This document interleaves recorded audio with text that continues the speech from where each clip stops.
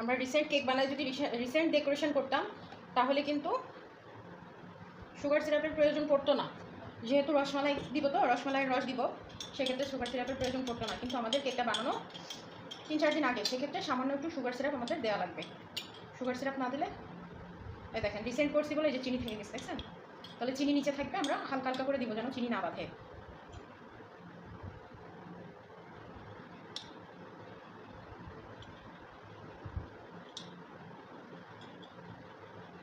বেশি দিব না।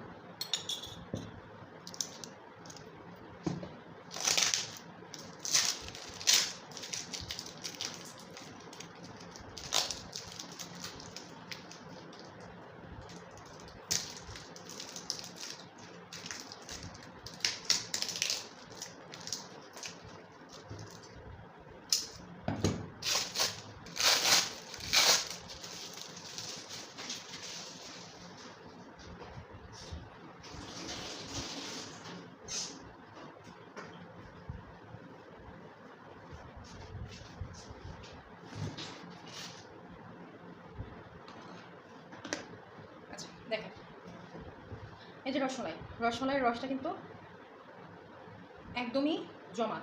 এখন যদি এমন জমা থাকে তাহলে আমরা একটা টেকনিক খাটাতে পারি। এখানে যে আমাদের সুগার সিরাপটা আছে না, এই সুগার সিরাপের মধ্যে আমরা রসমালাইয়ের রসটা দিয়ে দেবো, বেশি করে দেবো। হ্যাঁ, ভিতরে তো দিবই আমরা রসমালাই, তারপরেও রসমালাইয়ের রসটা বেশি করে এর মধ্যে দিয়ে দেবো।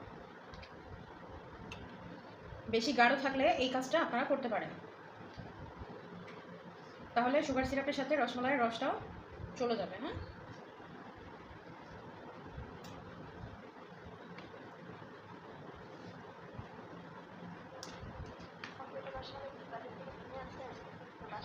না না, বাজার থেকে কিনে আনছি। বাসায় বানাবো, টাইম পাচ্ছি না তখন। আমার যখন যেটা মন চায় আমি তখন সেটা বানাই, কিন্তু সময়ের অভাব আমার খুব।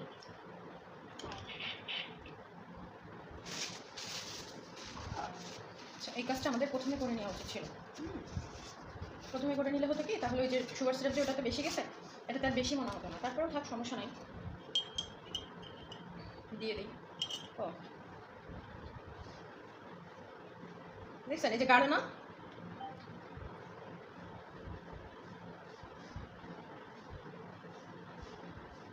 অনেক গাঢ় হয়ে গেছে। হ্যাঁ, এখন এক কাজ করতে পারেন আপনারা,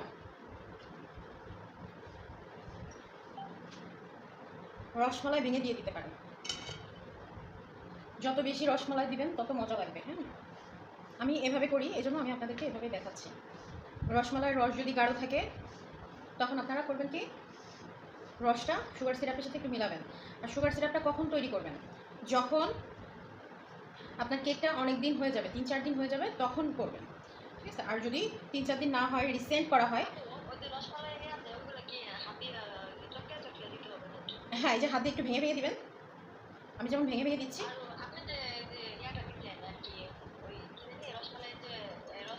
এটা এটা এটা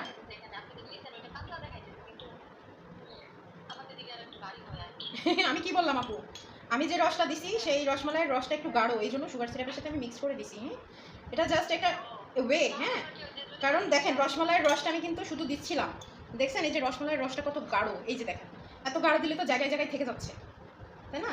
জায়গায় জায়গায় থেকে যাচ্ছে, সেক্ষেত্রে আপনাকে একটু টেকনিক খাটায় একটু সুগার সিরাপের সাথে মিক্স করে দিলে দেখা গেল আপনার ফ্লেভারটাও থাকলো, প্লাস হচ্ছে আপনার টেস্টটাও থাকলো। আচ্ছা, টেস্টটা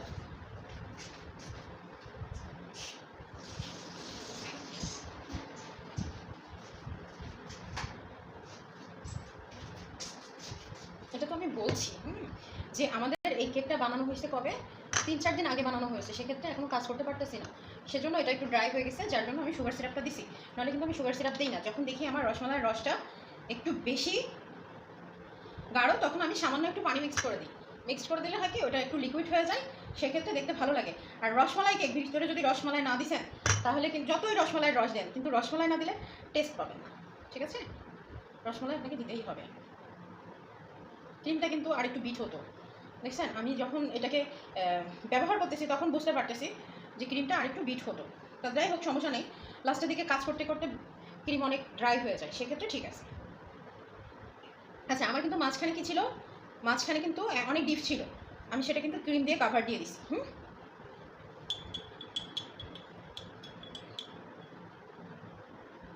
এবার দেখেন খুব সুন্দর ইজিলি ভাবে কিন্তু আমি সব জায়গায় স্মুথলি দিতে পারতেছি, ঠিক আছে না? তাহলে আমার সুগার সিরাপও গেল, রসমালাইয়ের রসও গেল, দুইটা একসাথেই গেল। যেহেতু এখানে একদম কেকটা ড্রাই হয়ে আছে, এই জন্য আলাদা করে রসমালাই না দিয়ে একটু সুগার সিরাপের সাথে রসমালাইটা অ্যাড করে দিবেন, তাহলে রসমালাইয়ের রসটাও পাতলা হয়ে গেল আর সুগার সিরাপটাও খুব সুন্দরভাবে গেল।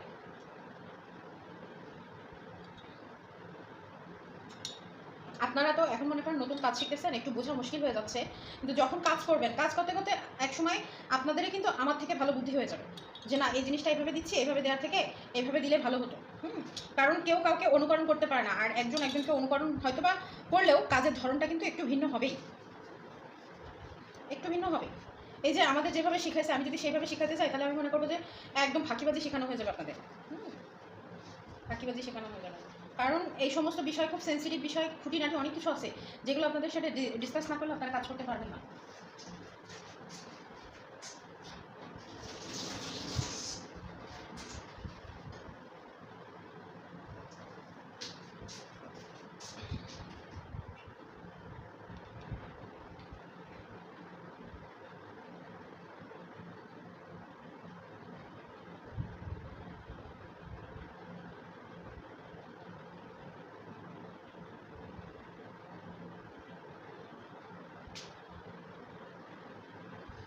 আস্তে আস্তে রসমালাই লাগবে কিন্তু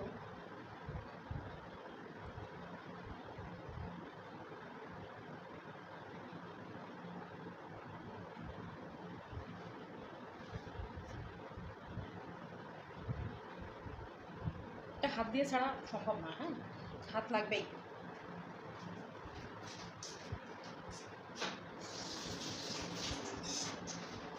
বারবার হাত ধুইতে হাত মুছতে মুছতে অবস্থা খারাপ।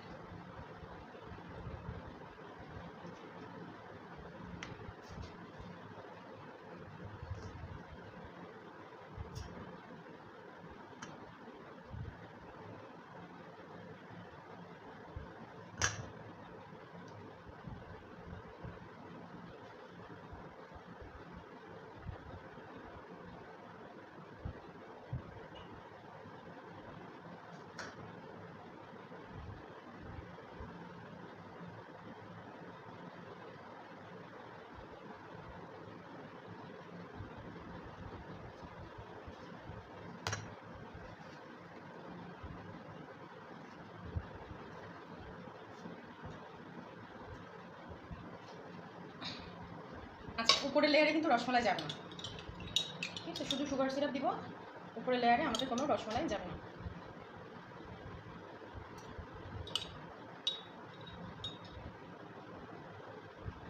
কারণ কি যখন ক্রিম দিব আমরা তখন ক্রিমে ক্রিমে বেঁধে যাবে, হ্যাঁ সেক্ষেত্রে দেওয়া যাবে না। যতটুকু পারবো আমরা উপর থেকে নিব।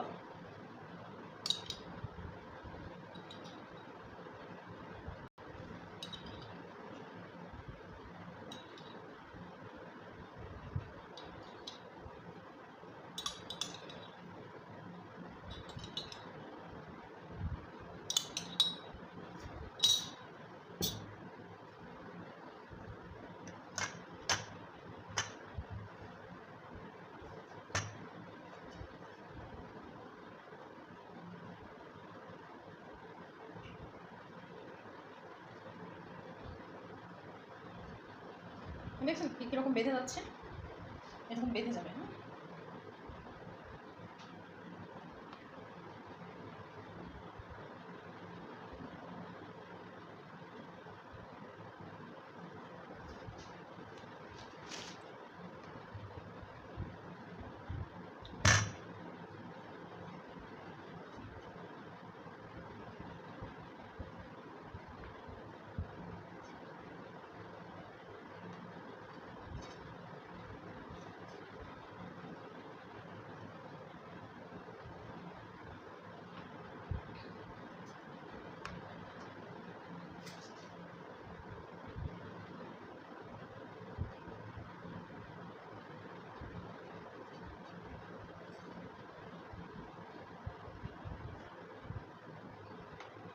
ক্রাম কোটটা যত সুন্দর করে করবেন কেকের ফিনিশিংটা তত ভালো আসবে।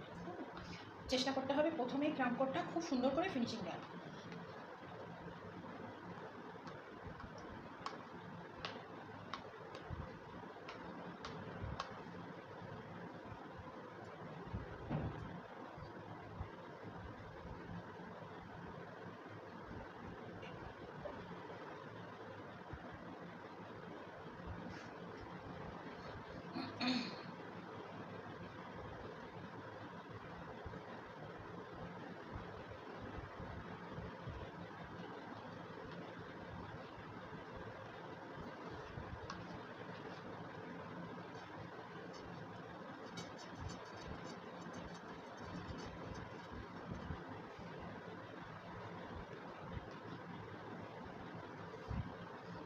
এটাকে আমি এখন একটু ডিপে রাখবো। হ্যাঁ,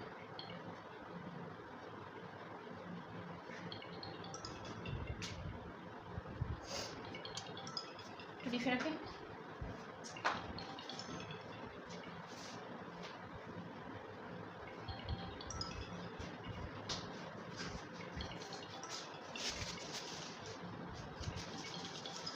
আচ্ছা, আমার একটু কল আসছে, ওটা একটু ডিপে থাকুক, আমি আপনাদেরকে আবার ফোন দিচ্ছি। হ্যাঁ,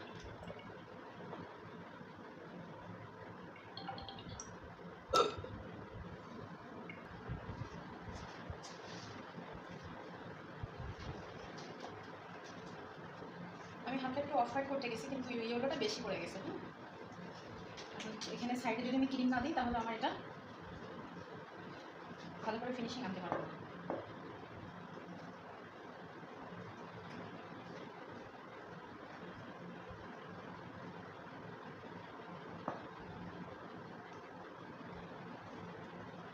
ফ্যানটা বন্ধ করে দিই।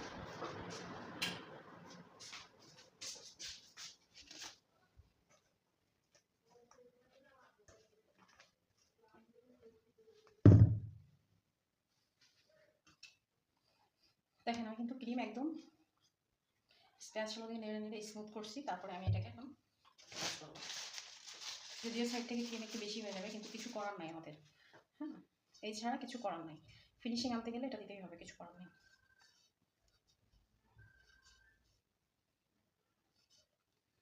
যখন দেখবেন উপর থেকে কোনোভাবে ড্রাই করতে পারছেন না, ম্যানেজ করতে পারছেন না, তখন হচ্ছে এরকম স্প্যাচুলা দিয়ে নেড়ে নেবেন, নেড়ে নিয়ে আবার ক্রিম দিবেন।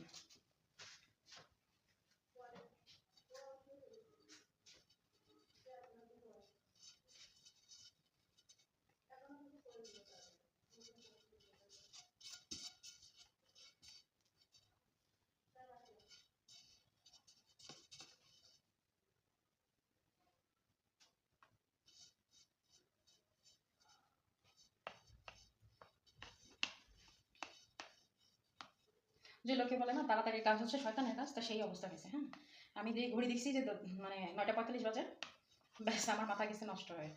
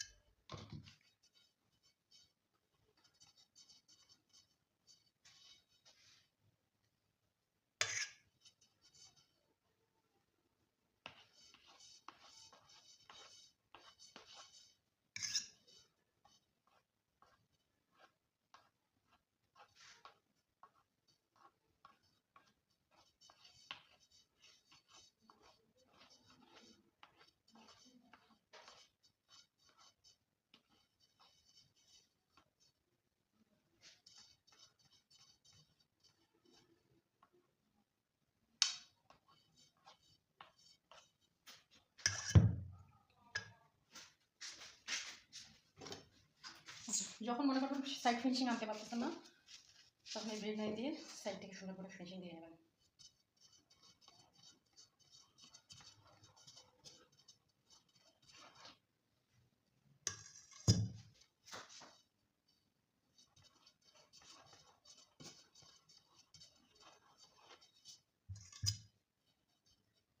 দেখছেন, 1000 বার ঘষে ঘষে যেটা পারলাম না, 2-3 বার টান দিয়ে হয়ে গেল সেটা।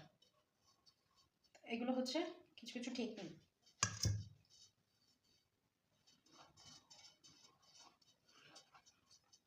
এরকম সাইড ফিনিশিং দেখবেন ঠিকঠাকভাবে আসছে না, তখন এইভাবে করে ফেলবেন।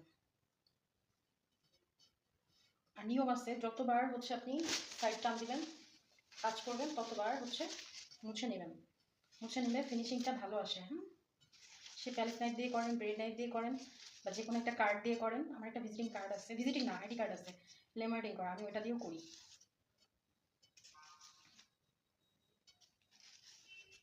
ভিজিটিং কার্ড দিয়ে করলে হয়তো একবার ইউজ করলে পরে আর ইউজ করতে পারবেন না, সেক্ষেত্রে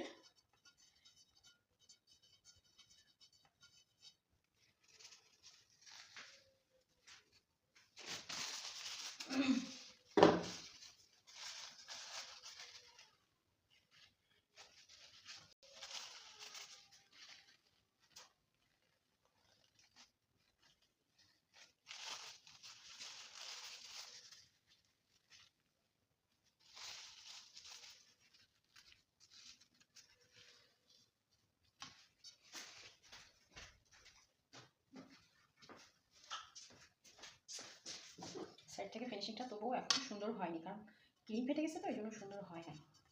তাও যতটুকু চেষ্টা করা যেতে পারে।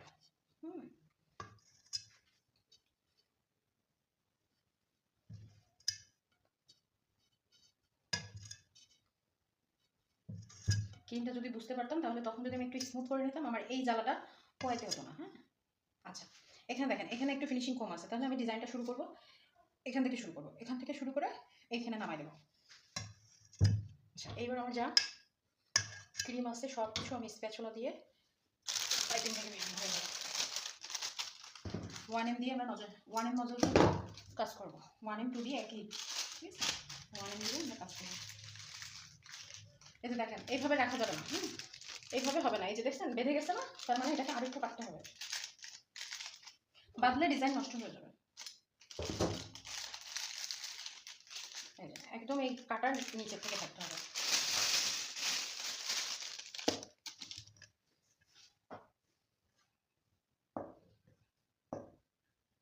আচ্ছা, আমি এখানে স্প্যাচুলা দিয়ে ভালো করে আবার নেড়ে নেবো, কারণ আমার এখন ফুল ডেকোরেশন করবো আমি।